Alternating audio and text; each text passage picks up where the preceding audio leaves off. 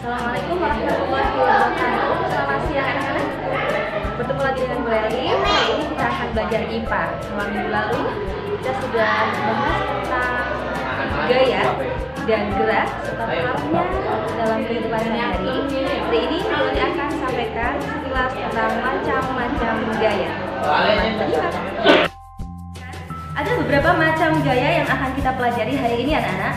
Ada 6 macam, antara lain gaya otot, gaya listrik, gaya magnet, gaya pegas, gaya gravitasi, dan gaya gesek. Kita akan bahas satu per satu. Yang pertama adalah gaya otot.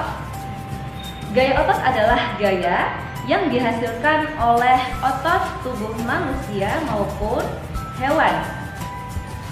Bisa dilihat di contoh slide berikut, ada gambar anak yang sedang tarik tambang. Pada aktivitas tarik tambang dibutuhkan otot-otot manusia untuk bisa saling menarik tali tambang tersebut. Nah, contoh kegiatan mendorong kursi berikut juga salah satu contoh pemanfaatan gaya otot tangan. Yang kedua adalah gaya listrik. Gaya listrik adalah gaya yang dihasilkan oleh muatan-muatan listrik. Contoh sederhananya bisa dilihat di slide berikut, ada gambar sisir atau gambar penggaris yang bisa menarik kertas-kertas kecil. Kira-kira kenapa anak-anak? Ternyata penggaris tersebut atau penggaris yang terbuat dari bahan plastik tersebut digosokkan ke rambut sehingga menghasilkan muatan-muatan listrik, dan jika didekatkan dengan kertas-kertas kecil akan menarik kertas kecil tersebut. Itu adalah salah satu contoh gaya listrik statis. Kenapa bisa menarik kertas tersebut? Karena muatan listrik yang ada di penggaris dan di kertas berbeda, sehingga terjadi tarik menarik. Selanjutnya adalah gaya magnet.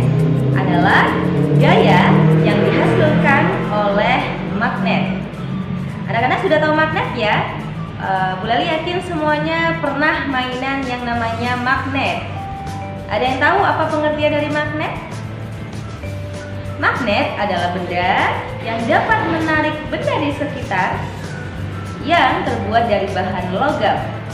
Contohnya besi, baja, dan lain sebagainya. Benda di sekitar kita yang dapat ditarik oleh magnet disebut dengan benda magnetis. Sedangkan benda yang tidak dapat ditarik oleh magnet disebut benda non-magnetis. Keempat adalah gaya gravitasi bumi. Gaya gravitasi bumi adalah gaya tarik bumi yang menyebabkan semua benda yang ada di bumi itu jatuhnya selalu ke permukaan bumi atau ke bawah. Jadi, semua benda-benda yang di bumi tidak ada yang melayang. Jika semua benda-benda di bumi jatuh, arahnya akan ke bawah atau ke permukaan bumi. Karena apa? Karena ada pengaruh gaya gravitasi bumi. Seperti contoh di gambar berikut, ada gambar buah apel yang jatuh dari pohonnya. Maka buah apel itu tidak akan melayang, tapi jatuhnya akan ke bawah. Baik, boleh lanjutkan. Selanjutnya adalah gaya pegas. Gaya pegas adalah gaya yang ditimbulkan oleh kerja benda yang elastis. Jadi gaya pegas ini anak-anak timbul karena sifat benda yang elastis. Contoh benda yang elastis adalah perhatikan karet yang boleh dipegang.